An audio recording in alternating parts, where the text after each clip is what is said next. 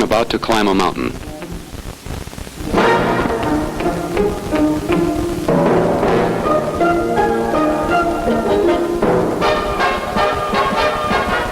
Forsaking the more conventional garb of a mountain climber, this one turns to equipment tailored to his environment. Face mask, wetsuit, fins, and a bottle of precious life-giving air will allow him access to the top of a 9,000-foot mountain 120 feet under the surface of the North Pacific. In but a few moments, he will become a member of a privileged cadre, one of the few people to have seen the Cobb Seamount.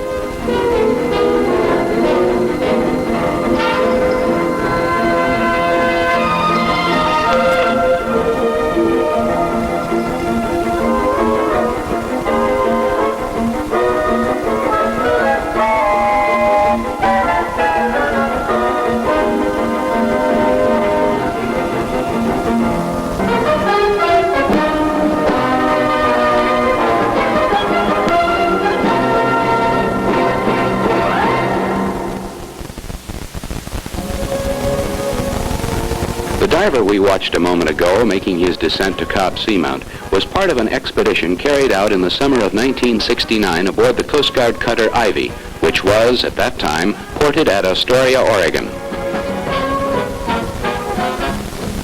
The expedition was the second such venture fielded under the auspices of a regional scientific group known as the Sea Use Council.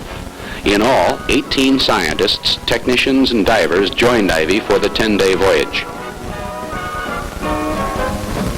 They brought with them a vast array of scientific instrumentation to aid in their studies of one of the most unusual underwater mountains so far discovered by man.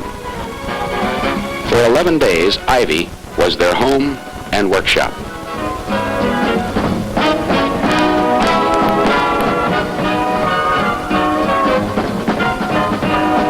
Cobb Seamount was discovered in 1950 by the Bureau of Commercial Fisheries vessel John N. Cobb. It lies in the Cascadia range of mountains which run through the North Pacific, roughly 270 miles off the coasts of the United States and Canada, rising from 9,000 feet on the abyssal floor to within 120 feet of the surface. It is thus influenced by the sun's rays. The first sea use expedition took place in 1968 aboard the ESSA vessel Oceanographer. They were able to determine that the relatively tabletop pinnacle is approximately 100 acres square. The Sea Use Council was formed in an attempt to bring all interested parties together in a mutual plan of scientific investigation. It is comprised of members representing the states of Washington, Oregon, Alaska, and Hawaii, federal agencies, and industrial groups from throughout the country.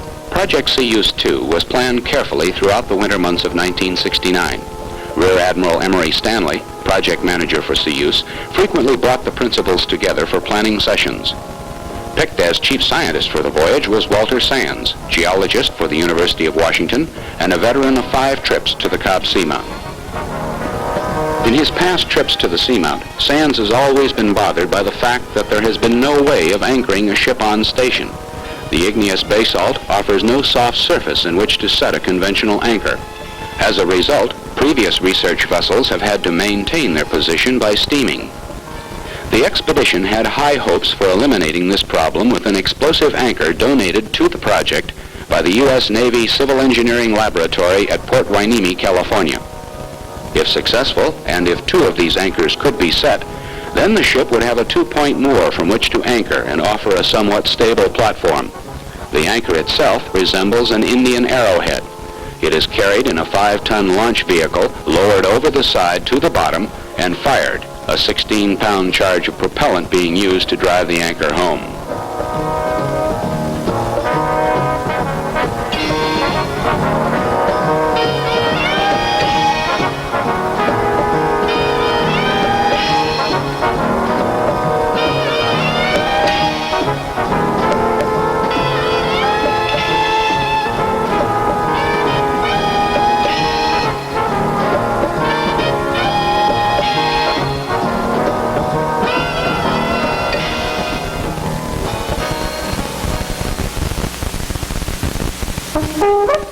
Finally, with all preparations complete, Ivy set sail on her voyage, skippered by Lieutenant Commander Ransom K. Boyce. For he and his crew, this was a swan song trip, Ivy, no longer a prima donna but an aging matron, was decommissioned shortly after her return to Astoria.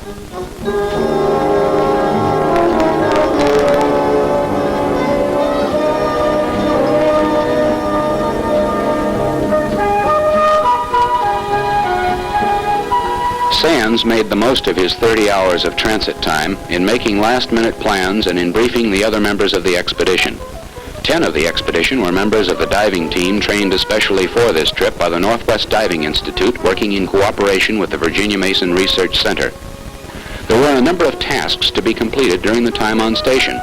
In addition to the testing of the explosive anchor, CUSE officials wanted a surge meter implanted to gather data pertinent to the construction of an instrumented mast to be placed on Cobb Seamount in the future.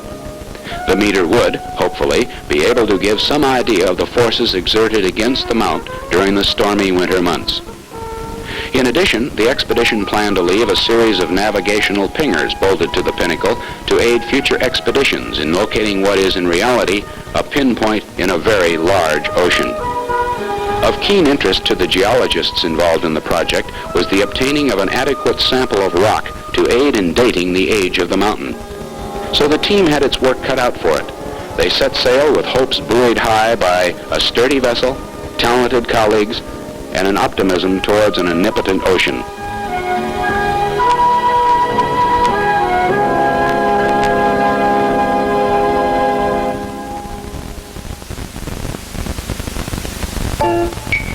Commander Boyce's navigation proved above reproach. Using a combination of Loran and celestial navigation, Ivy arrived in the general vicinity of Cobb Seamount right on schedule. It took only a short time of steaming before the fathometer offered concluding evidence to back up Boyce's calculations.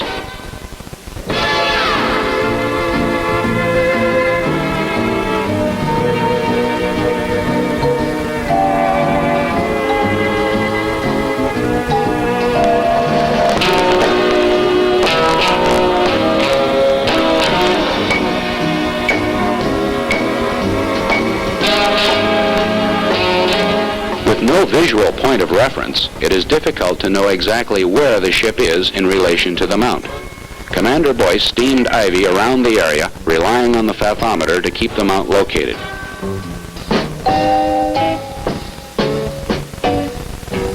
In order to establish a reference point, Boyce found the center of the Pinnacle and set Ivy's crew to deploying a buoy to mark the spot. This is routine work for the crew since they work at it year-round on the Columbia River and in the harbors of Washington and Oregon. To the members of the scientific party, it was like watching a symphony of motion. Indeed, the buoy deck is no place for the clumsy afoot once 6 tons of concrete sinker is dropped over the side.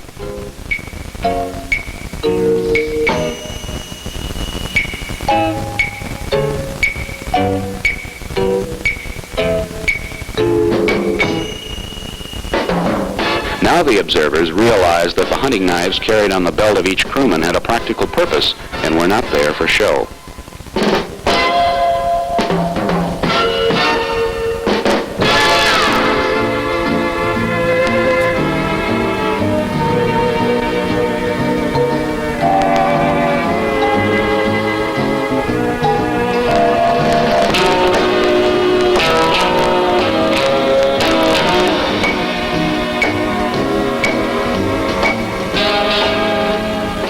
Once the center buoy was in position, smaller buoys were dropped at the periphery of the Pinnacle to mark a perimeter within which to carry out operations. The buoys were dropped on the 45-fathom terrace and towed by small boats in against the slope of the Pinnacle. Early on the morning of the second day, Chief of Diving Operations Bob Sheets had his divers up early, on deck, and ready to go.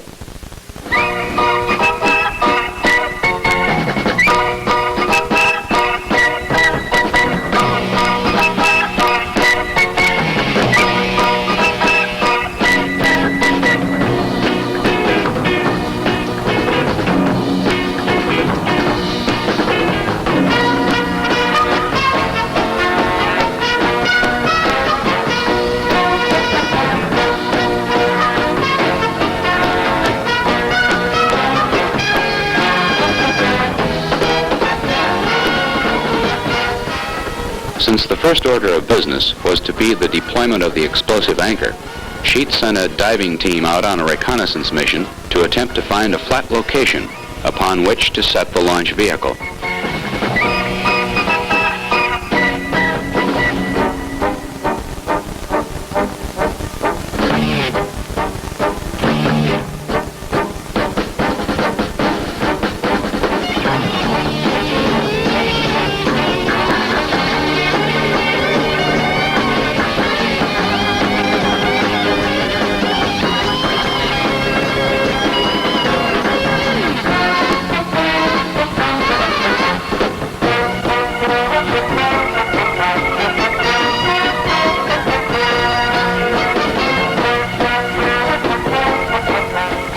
What started out as a simple job turned into a tough task. While the overall summit is quite flat, small areas such as required by the anchor proved hard to find. There are fissures, hummocks, and pockmarks to contend with. As a result, the divers saw a lot of real estate, but little in the way of a promising location.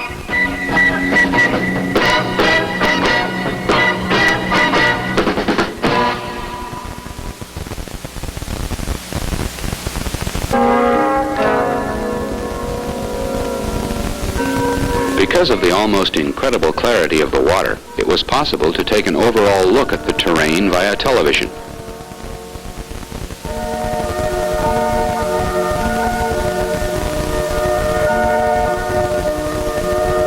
Using a system supplied by the Honeywell Marine Systems Center, the scientists took a close look from shipside. While surveying the bottom, they kept their eyes peeled in the hopes that they would be able to see a package of instruments lost in 1967. But that search proved to no avail.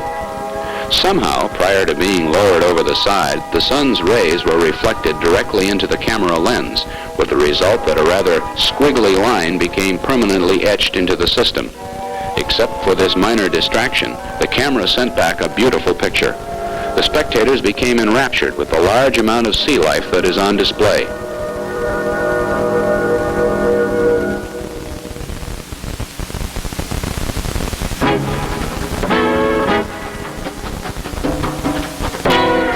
Finally, a diver recon mission came back with the news that they had found a suitable location, and preparation was made to lower the anchor and launch vehicle over the side.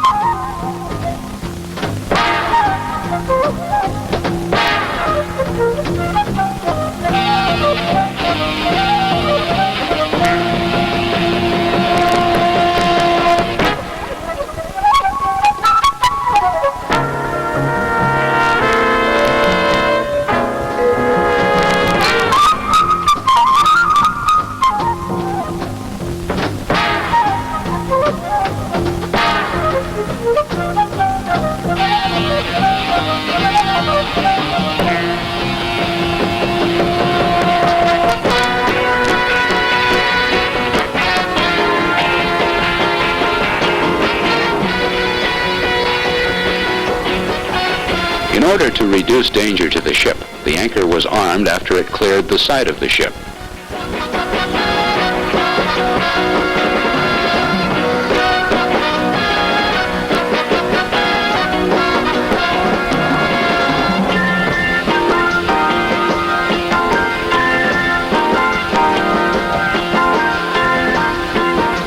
At the time of launch, there was a slight sea running which made the handling of this 10,000-pound behemoth somewhat tricky.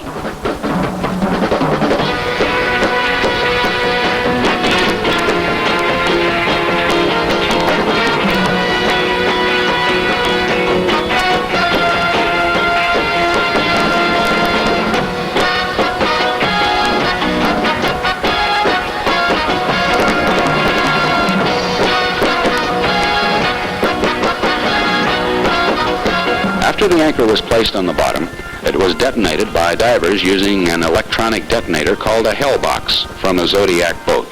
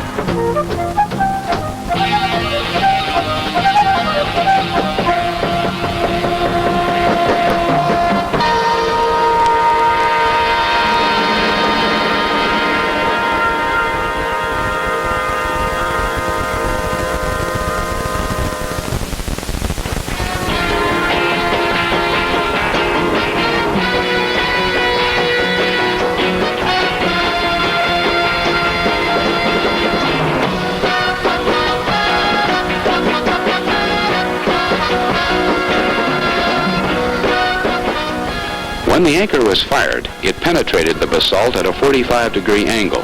The concussion broke two of the anchor's flukes and tossed the 5-ton launch vehicle over on its side about 4 feet from the point of impact. From what the inspecting divers saw, it was less than a perfect shot. Still, there was reason to believe that a part of the anchor that had been embedded would offer Ivy an anchorage. It took nearly 5 hours to accomplish the task of placing the anchor and mooring. On the bridge, the ship's barometers were making somber forecasts of the weather ahead.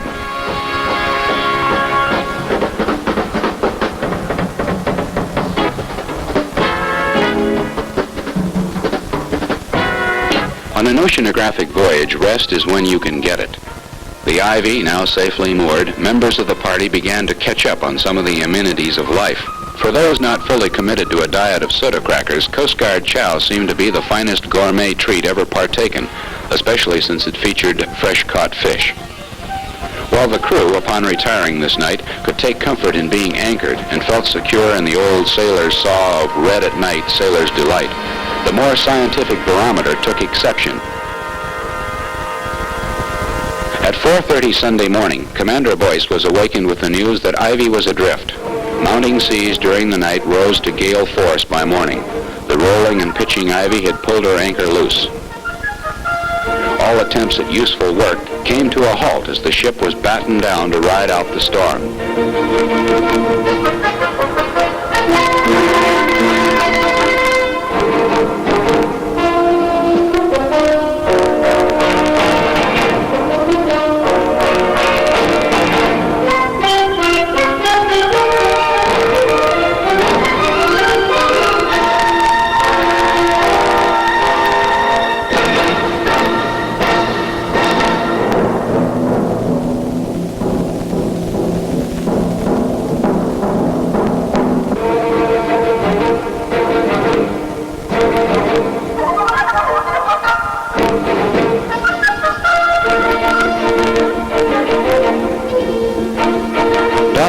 Said to have named this ocean Peaceful in 1520. For 2.5 days, the more philosophic aboard Ivy had cause to contemplate Balboa's choice of words. Those already stricken with seasickness had little time for semantics.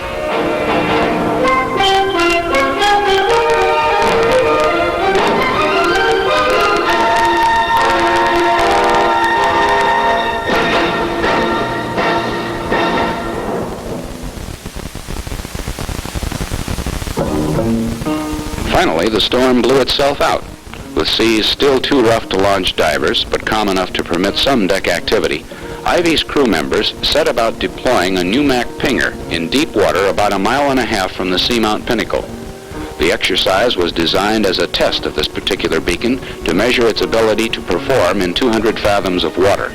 Battery-powered, it has a life expectancy of 25,000 hours. It will be retrieved for the manufacturer at a later date. Performing this chore had a remarkable effect on morale. Being cooped up for 2 days in a storm-tossed ship had done little to promote optimism.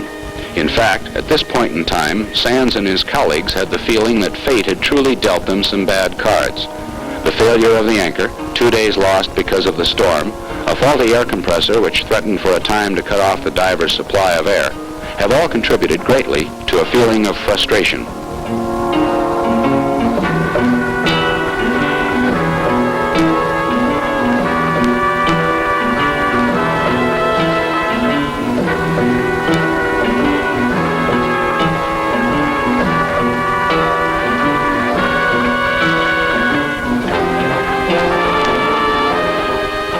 Suddenly, pessimism was on the wane.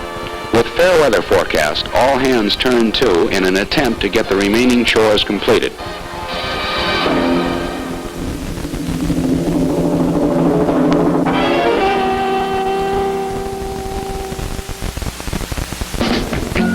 First on the agenda is the Neris Corporation surge meter.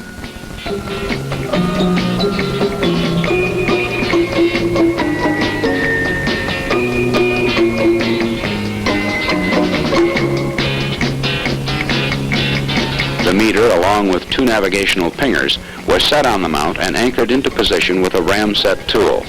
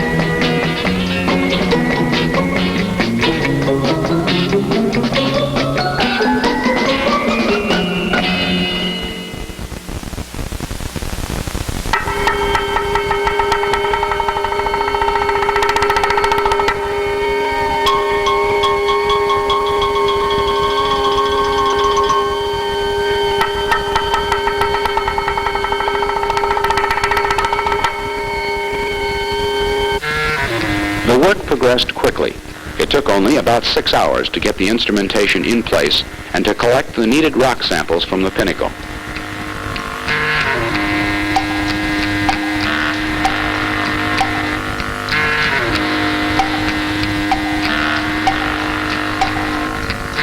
Throughout the operations, the divers were kept under close scrutiny by local residents, members of the shark family.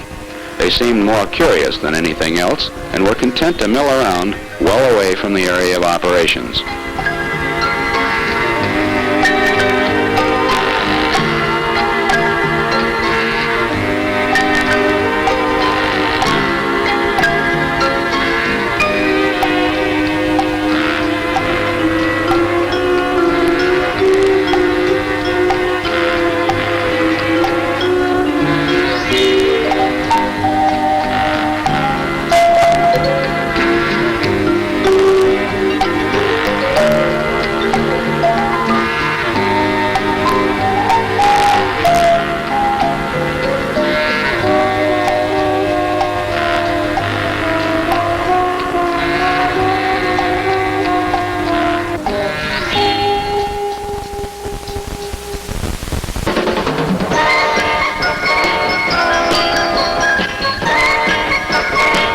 The ride home for Ivy was a happy one. The ocean, which had been doing its best at thwarting Sea-Use's attempts, gave up and became a mill pond. Looking at it under these conditions, one can understand why Balboa chose the name that he did. The work of the Sea-Use Council goes on, benefiting greatly from Ivy's trip of 1969. Planned for the future are continued studies of the biological and zoological life, as well as the geological history of the Mount. The designing of an instrumented mast is underway and hopefully will be a reality in the near future. The possibility of a manned habitat placed at Cobb Seamount affording long-range occupancy to an aquatic investigating team is also under consideration. The participants in the Sea-Use program are proud of their accomplishments, for they illustrate what can be done by a region on its own pulling its talents and resources together in a program of deep ocean research.